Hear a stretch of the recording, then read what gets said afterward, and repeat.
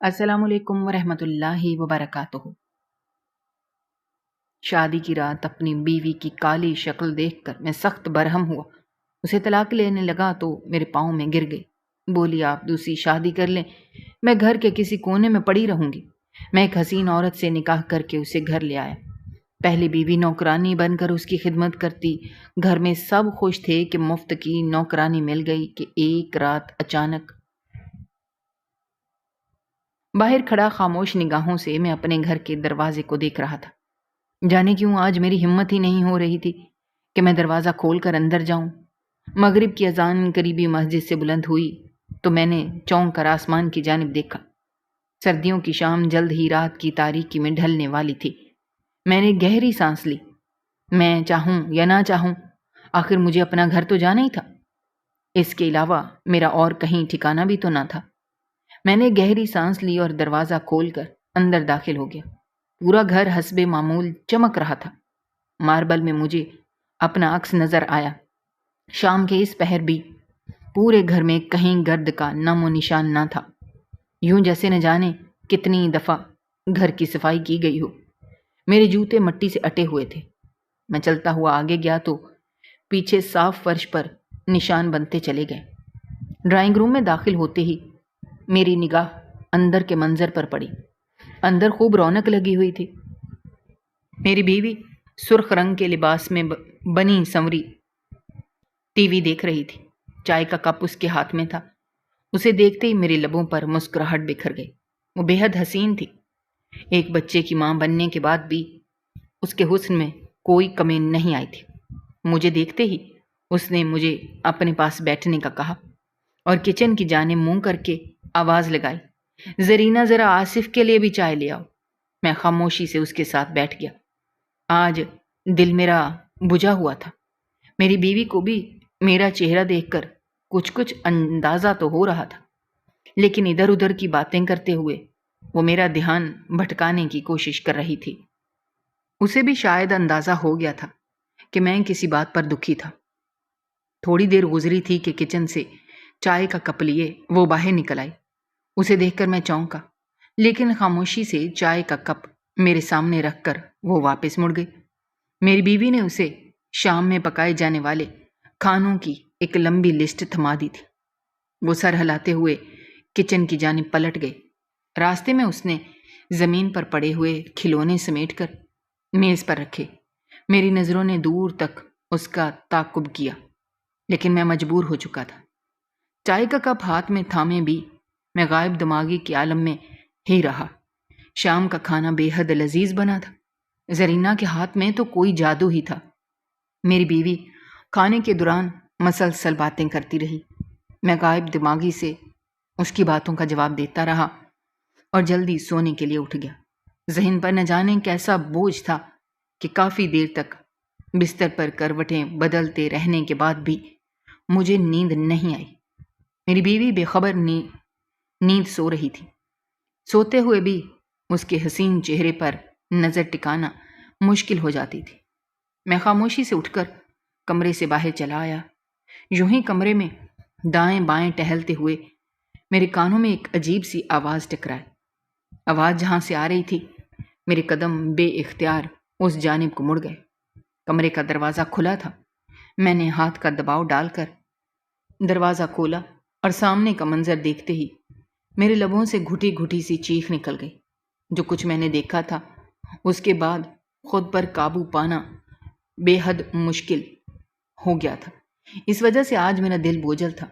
یہ ایک نامحسوس سا خوف تھا جس نے صبح سے ہی مجھے اپنی لپیٹ میں لیے رکھا تھا۔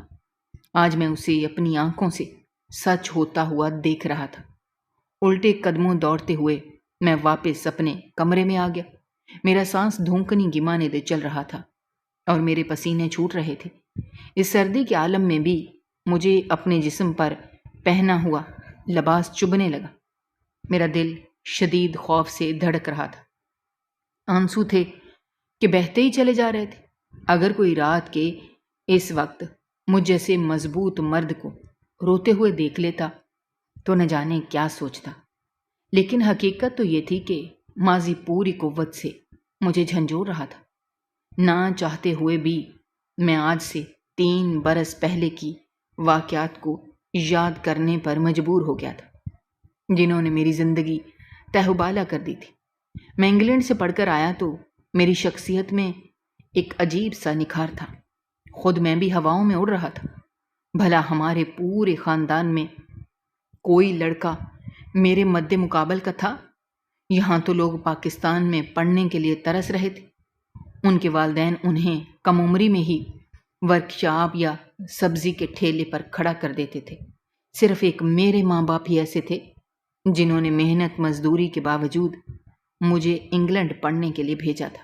خود میں بھی لائق فائق تھا، اس لیے اسکالرشپ حاصل کر لی، اور اب 4 برس انگلینڈ میں پڑھ کر واپس آنے کے بعد میں مکمل طور پر بدل چکا تھا۔ میرے گھر آنے کی خوشی میں اماں نے پورے خاندان کی دعوت رکھی تھی۔ خاندان کی عورتیں میرا ماتھا چومتے ہوئے میرے واری صدقے جا رہی تھیں۔ میں سب سمجھ رہا تھا۔ لڑکیاں چھپ چھپ کر مجھے دیکھتے ہوئے ایک دوسرے کو اشارے کر رہی تھیں۔ ہر گھرانے کی یہ خواہش تھی کہ میں ان کا دبان بن جاؤں۔ اس خیال نے مجھے ویسے ہی مغرور سا بنا دیا تھا۔ مغرور کیوں نہ ہوتا؟ میں خوبصورت تھا، اعلیٰ تعلیم یافتہ بھی تھا، اور پاکستان آتے ہی مجھے بہترین نوکری مل گئی تھی، اور روپے پیسے کی گھر میں ریل پیل ہونے لگی۔ ان سب چیزوں نے مل کر میری شخصیت میں ایک عجیب سا گھمنڈ پیدا کر دیا تھا۔ دعوت کے دوران بھی میں نے کئی لڑکیوں کی نگاہیں خود پر مرتکز محسوس کی تھیں، لیکن میں نے سر جھٹک دیا۔ شادی کروں گا تو اپنی ہی مرضی سے، اور میری بیوی تو بالکل میرے پائے کی ہونی چاہیے۔ اس خیال نے میرے دل میں جگہ بنا لی تھی۔ دعوت ختم ہوئی تو برتن سمیٹتے ہوئے اماں بے حد خوش تھی۔ وہ بار بار میری بلائیں لینے لگتی۔ پہلے اس خاندان نے کبھی مجھے منہ ہی نہ لگایا تھا، آج میرا بیٹا اعلیٰ تعلیم یافتہ ہو گیا ہے تو دیکھو کیسے سب میرے آگے پیچھے پھر رہے تھے۔ وہ بڑے فخر سے کہہ رہی تھی۔ میں مسکرا رہا تھا، اور تبھی وہ ابا کے ساتھ بیٹھ کر انہیں کسی رشتہ دار کے بارے میں بتانے لگی، جنہوں نے مجھے اپنی بیٹی کا رشتہ دینے کی بات کی تھی۔ مجھے غصہ آ گیا۔ اماں، میرے لیے رشتہ دیکھنے کی ضرورت نہیں ہے، شادی تو میں اپنی مرضی سے ہی کروں گا، میں نے کہا۔ لیکن اماں کا تو رنگ ہی اڑ گیا۔ خبردار جو ایسی بات کی، اپنی مرضی سے نہ جانے کہاں سے لڑکی اٹھا کر لے آئے گا۔ شادی سے پہلے نسل، ذات پات سب کچھ دیکھنا ہوتا ہے، اور سب سے بڑی بات لڑکی گھر بسانے والی ہونی چاہیے۔ اس لیے شادی تو میں تیری اپنی مرضی سے ہی کروں گی، اور فکر مت کر، میں تیرے لیے ہیرے جیسی لڑکی ڈھونڈ کر لاؤں گی۔ اماں کی بات پر میں مسکرا دیا۔ میں خود ڈھونڈوں یا اماں؟ چاہیے تو مجھے ہیرے جیسی لڑکی تھی۔ میرے موبائل پر کسی کی کال آ رہی تھی۔ میں موبائل ہاتھ میں لیے گھر سے باہر نکل گیا، لیکن ذہن اب تک اماں کی باتوں میں الجھا ہوا تھا۔ شادی کے سپنے تو میرے دل میں ہمیشہ سے تھے، اور ویسے بھی کون سا نوجوان لڑکا ہوگا جسے شادی کی خواہش نہ ہو؟ اچھا گھر، اچھی تعلیم، روپے پیسے کی ریل پیل، اب بس کمی تھی تو صرف ایک خوبصورت بیوی کی، جو میرے ساتھ قدم سے قدم ملا کر چل سکے۔ ایک روز میں نوکری سے گھر آیا تو گھر میں کچھ غیر معمولی چہل پہل سی نظر آ رہی تھی۔ میرے کمرے میں داخل ہوتے ہی سامنے بیٹھی عورت نے یکا یک اٹھ کر میرا ماتھا چومنا شروع کر دیا۔ میں نے ذرا غور کیا تو مجھے ان کی شکل کچھ جانی پہچانی سی لگی۔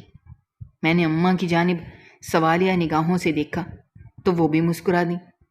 یہ تمہاری پھپھو ہیں جو دوسرے شہر میں رہتی ہیں، تمہارے انگلینڈ سے آنے کی خبر ملی تو تم سے ملنے کے لیے آئی ہیں۔ اماں کی بات پر میں نے سمجھنے والے انداز میں سر ہلا دیا۔ پھپھو مجھ سے بہت محبت سے پیش آ رہی تھیں۔ ان کے ساتھ ان کے شوہر بھی تھے، وہ بھی سنجیدہ سے انسان تھے، لیکن ان کے حلیے سے یہ اندازہ ہو رہا تھا کہ وہ لوگ غریب سے ہیں۔ کپڑے سادہ مگر صاف تھے، اور نفاست سے استری کیے گئے۔ ابو ان کے ساتھ بہت محبت سے پیش آ رہے تھے۔ اماں بھی بار بار کھانے پینے کی چیزیں ان کے سامنے رکھ رہی تھیں۔ مجھے تھوڑا عجیب سا تو لگا، کیونکہ اماں نے کبھی اپنے سسرال والوں کی اتنی آؤ بھگت نہیں کی تھی، لیکن میں کندھے اچکاتا ہوا واپس اپنے کمرے میں چلا گیا۔ باہر بڑی دیر تک محفل جمی رہی، سب لوگ آپس میں خوش گپیاں کرتے رہے۔ اگلی صبح میں کام پر چلا گیا۔ واپس آیا تو اماں بڑی خوش تھیں۔ انہوں نے مجھے بتایا کہ پھپھو لوگ یہاں اس لیے آئے تھے کیونکہ مجھے وہ اپنی بیٹی کا رشتہ دینا چاہتے ہیں۔ میں غرور سے مسکرا دیا۔ لوگ تو مجھے گھر آ کر اپنی بیٹیوں کا رشتہ دینے پر تیار تھے۔ اماں بڑی خوش تھیں اور وہ اس رشتے پر رضامند بھی تھی، لیکن مجھے اعتراض تھا۔ میں لڑکی کو دیکھنا چاہتا تھا اور اس سے پہلے ملنا چاہتا تھا۔ اماں نے میری بات سنی تو ہنس دی۔ ارے فکر کرنے کی ضرورت نہیں ہے، میں نے اسے دیکھ رکھا ہے، وہ بے حد حسین ہے اور تمہاری ساری توقعات پر پورا اترے گی۔ دوسرے شہر میں رہتے ہیں نا وہ لوگ، اور غریب سے بھی ہیں، اس لیے وہاں جا کر ان کی بیٹی کو دیکھنے کا وقت نہیں ہے۔ میں جلدی شادی کرنا چاہتی ہوں اور میری بوڑھی ہڈیوں میں اب اتنا دم نہیں ہے کہ تمہارے ناز نخرے اٹھا سکوں۔ تمہاری بیوی آئے گی تو وہی تمہارے لاڈ اٹھائے گی۔ اماں نے مجھے کہا تو نہ چاہتے ہوئے بھی میں نے ان کی بات مان لی۔ مجھے پتا تھا میری ماں کو اتنی جلدی کوئی چیز پسند نہیں آتی، اور اگر وہ سسرال کی کسی چیز کی تعریف کر رہی تھی تو واقعی وہ اچھی ہی ہوگی۔ میں نے شادی کے لیے رضامندی دے دی۔ گھر میں فوراً سے میری شادی کے ہنگامے جاگ اٹھے۔ میں نے بڑی کوشش کی کہ شادی کی تیاریوں کے دوران میں کسی طرح اپنی ہونے والی بیوی سے بات چیت کر سکوں، لیکن مجھے پتہ چلا کہ اس کے پاس تو موبائل فون ہی نہیں ہے، نہ وہ کسی کے ساتھ اس طرح کی ملاقات بڑھاتی ہے۔ چلو کوئی بات نہیں، شادی میں دن ہی کتنے رہ گئے ہیں، میں نے خود کو تسلی دی اور بےتابی سے اپنی شادی کے دن کا انتظار کرنے لگا۔ آفس میں میرے تمام دوستوں کو میری شادی کا پتہ چل گیا تھا اور سبھی مجھے مبارکبادیں دے رہے تھے۔ وہ سب کے سب ہائی سٹینڈرڈ والے لوگ تھے۔ میں نے شہر کے بڑے ہال میں اپنے ولیمے کی تقریب منعقد کر لی تھی۔ میں چاہتا تھا جب میں اپنی بیوی کے ساتھ چلتا ہوا سٹیج پر جا کر بیٹھوں تو سب کی نگاہیں خیرہ ہو جائیں۔ شادی کا دن بھی آن پہنچا۔ میں نے دل کھول کر روپیہ خرچ کیا تھا۔ بری کی ایک ایک چیز شاندار بنائی تھی۔ بارات لے کر ہمیں دوسرے شہر جانا تھا۔ سفر کی تھکاوٹ نے ہمارا برا حشر کر دیا، لیکن مجھے تو اپنی شادی کی خوشی تھی۔ پھپھو کے چھوٹے سے گھر میں دلہا بن کر بیٹھتے ہوئے میرا دم گھٹنے لگا۔ مجھے بہت برا لگ رہا تھا۔ میں نے اماں سے کہا بھی تھا کہ پھپھو سے کہہ دیں شادی ہال میں کرنی ہے، لیکن انہوں نے اپنے چھوٹے سے گھر میں ہی انتظام کیا ہوا تھا۔ نہ چاہتے ہوئے بھی میں برداشت کر کے بیٹھا رہا۔ میں بےتابی سے اپنی دلہن کا انتظار کر رہا تھا۔ تھوڑی دیر کے بعد نکاح پڑھا دیا گیا۔ نکاح کے چوارے تقسیم ہونے لگے۔ میں نے اماں کی جانب سوالیہ نگاہوں سے دیکھا۔ مجھے بھوک لگ رہی تھی اور سارے براتیوں کو بھی، لیکن دلہن والوں کی جانب سے کھانے پینے کی کوئی چیز پیش کرتے ہوئے کوئی دکھائی نہیں دے رہا تھا۔ آخر تھک ہار کر میں نے ساتھ بیٹھے اپنے سسر سے پوچھ ہی لیا۔ میرا سوال سن کر وہ خاموش ہو گئے۔ بیٹا، ہم نے تو پہلے ہی کہہ دیا تھا کہ ہم باراتیوں کو کھانا نہیں کھلا سکتے، ہماری اتنی گنجائش ہی نہیں ہے۔ تمہاری امی سے ہماری پہلے بات ہو گئی تھی، انہوں نے کہا تو وہ براتیوں کو کھانا خود ہی کھلا دیں گے۔ انہوں نے عام سے انداز میں کہا، لیکن میرے اوپر تو پہاڑ ٹوٹ پڑا۔ مجھے شدید غصہ آیا۔ یہ تو سیدھی سیدھی میری بے عزتی تھی۔ میرے ساتھ آئے ہوئے مہمان کھانے کے لیے دائیں بائیں دیکھ رہے تھے۔ میرا چہرہ سرخ پڑنے لگا۔ اپنے سسرال والوں کے خلاف یہ پہلی گرہ تھی جو میرے دل میں پڑ گئی۔ میں خاموشی سے اٹھا اور میں نے فون پر ایک جاننے والے کو کھانے کا کہہ دیا۔ تھوڑی دیر میں براتیوں کا کھانا پہنچ چکا تھا۔ میں اماں سے پوچھنا چاہتا تھا، لیکن یہ وقت مناسب نہیں تھا۔ چلو کوئی بات نہیں۔ دلہن بنی میری بیوی کو میرے مد مقابل لا کر بٹھایا گیا تو میں نے خود کو تسلی دی، کیونکہ وہ لمبے قد کی تھی۔ اس نے چہرے پر گھونگھٹ گرا رکھا تھا اور اس کی اسمارٹ سے وجود کو دیکھ کر میں سوچ رہا تھا یقیناً یہ بے حد حسین ہوگی۔ مجھے رخصتی کی جلدی ہونے لگی۔ تھوڑی ہی دیر کے بعد بارات رخصت ہو کر شہر کے لیے نکل گئی۔ واپس پہنچتے پہنچتے ہمیں رات ہو چکی تھی۔ میں بےتاب ہو رہا تھا، مگر اماں کو رسموں کی بڑی تھی۔ چھوٹی چھوٹی کئی رسمیں کرتے کرتے انہوں نے رات کے 12 بجا دیے۔ تھک ہار کر میں نے انہیں اشارے سے کہہ دیا کہ اب میں اپنے کمرے میں جانا چاہتا ہوں۔ میرے اشارے کو سارے لوگوں نے دیکھ لیا اور ہنسنے لگے، لیکن اماں نے میری بیوی کو کمرے میں لے جا کر بٹھا دیا۔ ان کے چہرے پر ایک عجیب سی مسکراہٹ تھی، جس کی کوئی وجہ بظاہر تو مجھے سمجھ نہیں آ رہی تھی۔ مہمان کمرے سے رخصت ہوئے، میں نے دروازہ بند کر کے پلٹا۔ بیڈ پر بیٹھی میری بیوی اپنے لہنگے کو پھیلائے بیٹھی تھی۔ کمرے میں خوبصورتی سے اصلی پھولوں کی سجاوٹ کی گئی تھی۔ دھیرے دھیرے چلتا ہوا میں بیڈ پر اس کے سامنے جا کر بیٹھ گیا۔ آج میرے ارمانوں کے پورا ہونے کا دن تھا۔ آج میرے شاندار سٹیٹس میں جو ایک کمی تھی وہ پوری ہو گئی تھی۔ ایک خوبصورت بیوی جس کی موجودگی سے میں مکمل ہو جاتا۔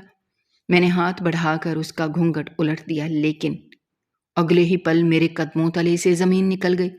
میں نے پھٹی پھٹی بے یقین نگاہوں سے سامنے دیکھا، جہاں میری پھپھو کی بیٹی بیٹھی تھی۔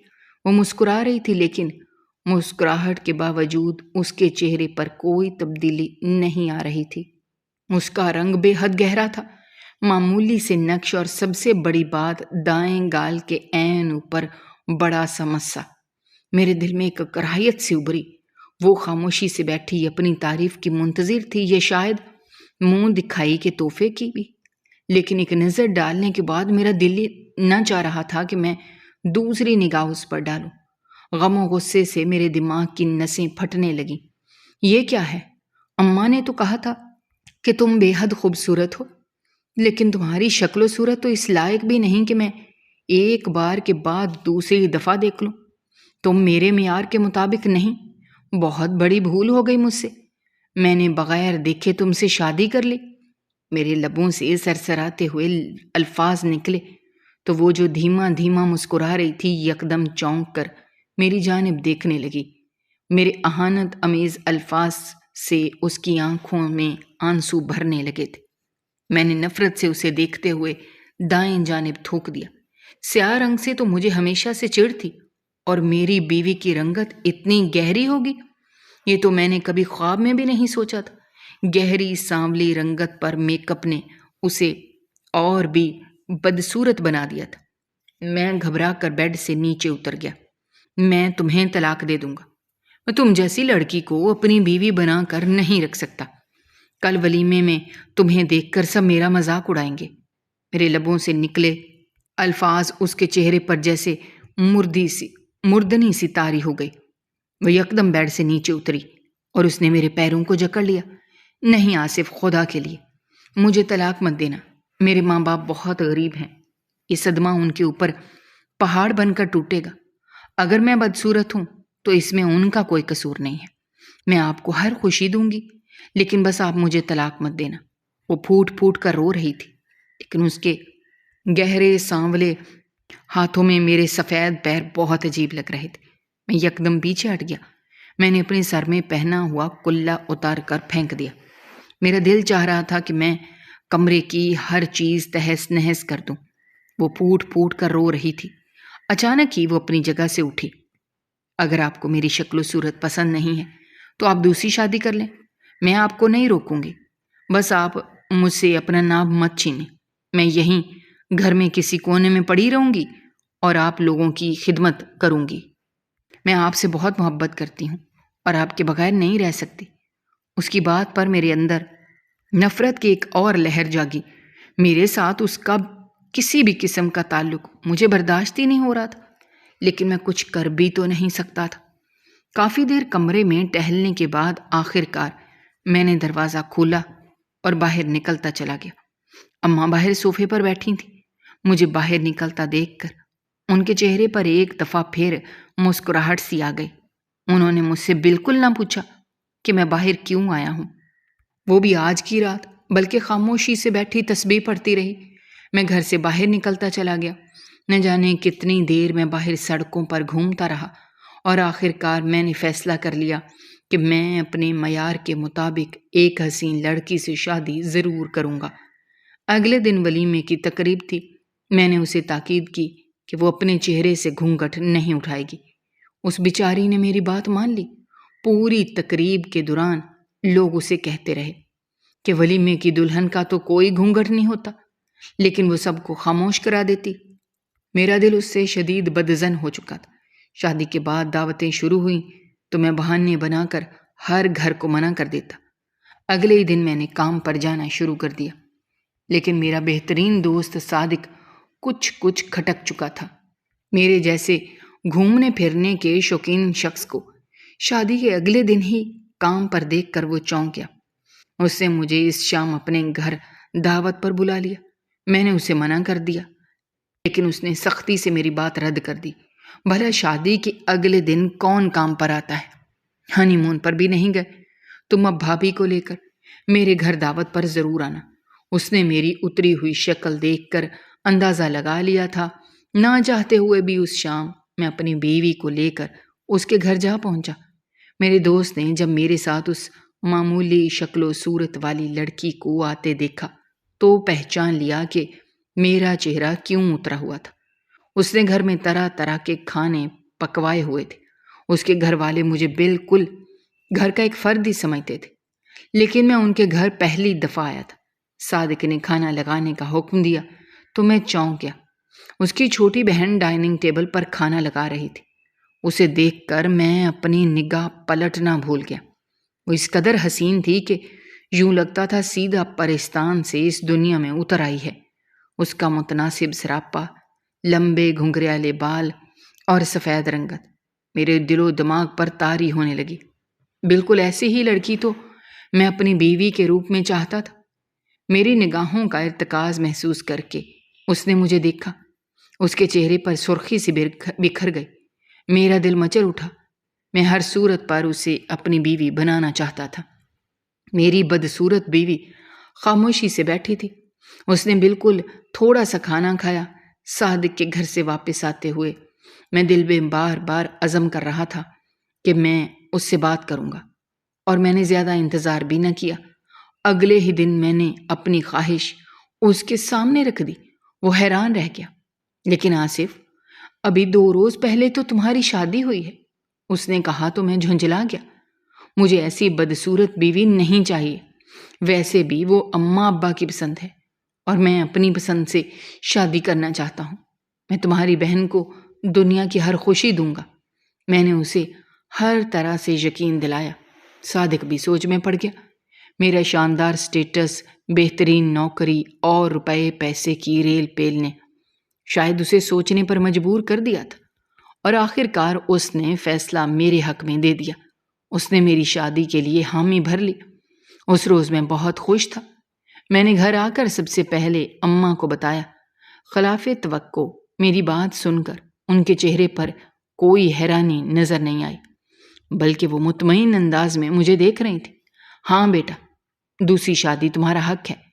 اگر تمہاری بیوی نے اجازت دے دی ہے تو مجھے کوئی اعتراض نہیں، انہوں نے مسکراتے ہوئے کہا۔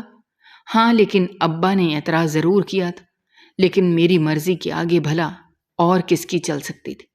1 ہفتے بعد ہی میں نجمہ کو بیاہ کر اپنے گھر لے آیا۔ اس کا حسین سراپا دیکھ کر میری بیوی چند لمحے تک وہاں کھڑی رہی، پھر خاموشی سے کمرے سے نکل گئی۔ میں نے الماری سے اس کے سارے کپڑے نکال کر باہر صوفے پر رکھ دیے۔ اس کمرے میں اب نجمہ رہے گی، تم اماں کے کمرے میں سو جانا یا اسٹور روم میں نے نفرت سے کہا، لیکن وہ خاموش رہی۔ البتہ اس کی آنکھوں میں آنسو چمک رہے تھے۔ اس نے خاموشی سے اپنا ٹھکانہ اسٹور روم کو بنا لیا۔ اماں صبح فجر کی اذانوں سے لے کر رات گئے تک اس سے کام کروایا کرتی تھی۔ انہیں تو گویا مفت کی نوکرانی ہاتھ آ گئی تھی۔ بات بات پر وہ اسے روئی کی طرح دھنک کر رکھ دیتی۔ میں حیران تھا۔ اپنی نرم مزاج اماں کا یہ روپ میں پہلی دفعہ دیکھتا تھا، لیکن مجھے اپنی بدصورت بیوی زرینہ میں کوئی دلچسپی نہیں تھی۔ اماں اس کے ساتھ جو بھی سلوک کرتی، مجھے کیا فرق پڑتا تھا؟ میں تو اپنی نئی زندگی میں مگن ہو چکا تھا۔ نجمہ فیشنیبل لڑکی تھی، جدید طرز کے کپڑے پہنتی اور میک اپ کیے رکھتی۔ اس کے حسن کو دیکھ دیکھ کر میں خوش ہوتا رہتا۔ گھر کا ہر کام زرینہ کرتی تھی، لہٰذا اسے کام کرنے کی کوئی بھی ضرورت نہ رہتی۔ شادی کے کچھ عرصے بعد میں اسے لے کر ہنی مون پر چلا گیا۔ پورے یورپ کا ٹور کرنے کے بعد جب میں واپس آیا تو مجھے پتا چلا کہ نجمہ حاملہ ہو چکی ہے۔ میری زندگی مکمل ہونے والی تھی۔ میں بہت خوش تھا۔ بس ایک ہی الجھن تھی، گھر میں خاموشی سے چلتی پھرتی زرینہ مجھے کسی سوئی کی طرح چبھنے لگی تھی۔ وہ منہ سے ایک لفظ نہ کہتی۔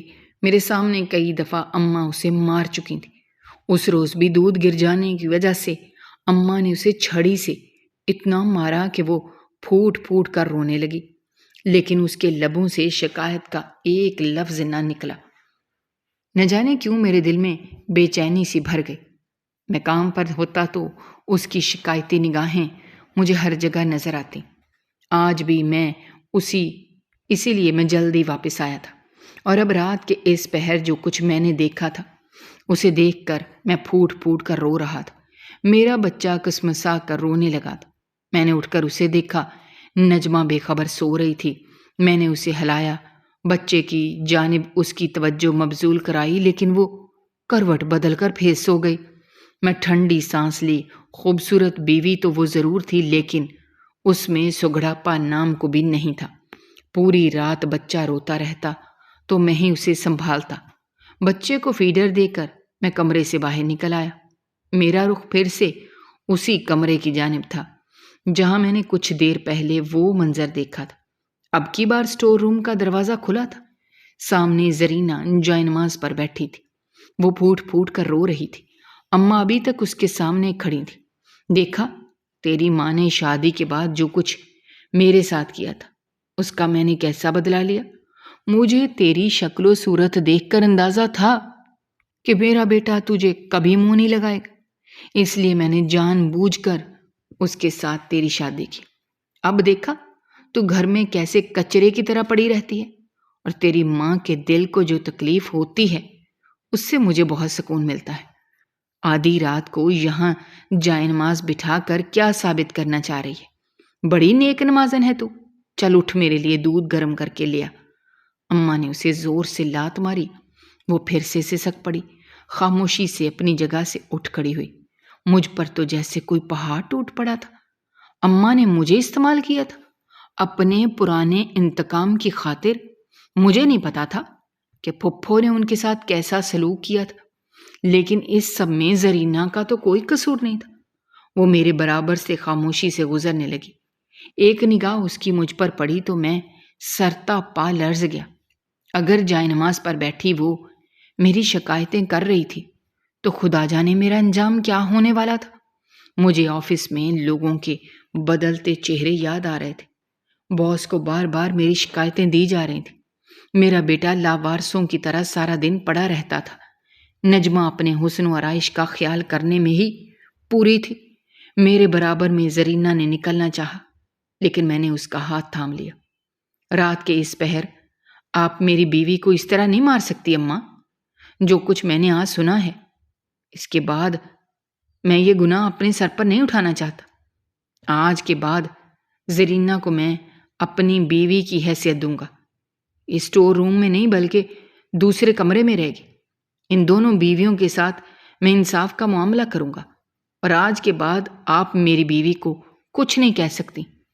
میں نے ہاتھ اٹھا کر اماں کو کہا، جن کے چہرے کا رنگ ہی اڑ چکا تھا، مگر نہ جانے کیوں مجھے دل میں ڈھیر سارا اطمینان اترتا ہوا محسوس ہو رہا تھا۔ زرینہ کی آنسو بھری آنکھوں میں ایک عجیب سی خوشی تھی۔ اس کے چہرے پر مسکراہٹ تھی۔ میں نے غور سے اس کا چہرہ دیکھا۔ وہ دوپٹے کے حالے میں اس کے چہرے پر معصومیت بکھری ہوئی تھی۔ وہ حسین نہیں تھی، لیکن بدصورت بھی نہیں تھی۔ میں نے آہستگی سے اس کا ہاتھ تھاما اور اسے لے کر اپنے کمرے کی جانب بڑھ گیا۔ صبح ہی میں نے اعلان کر دیا تھا کہ میں دونوں بیویوں کو برابر کے حقوق دوں گا۔ نجمہ پہلے تو روئی، چیخی، چلائی، لیکن پھر خاموش ہو گئی۔ اسے میری دولت اور جائیداد سے ہاتھ دھونا منظور نہیں تھا۔ اور زرینہ، وہ تو اتنی خوش تھی کہ اٹھتے بیٹھتے خدا کا شکر ادا کرتے نہ تھکتی تھی۔ گھر کے کام کاج وہ اب بھی پہلے کی طرح کرتی تھی۔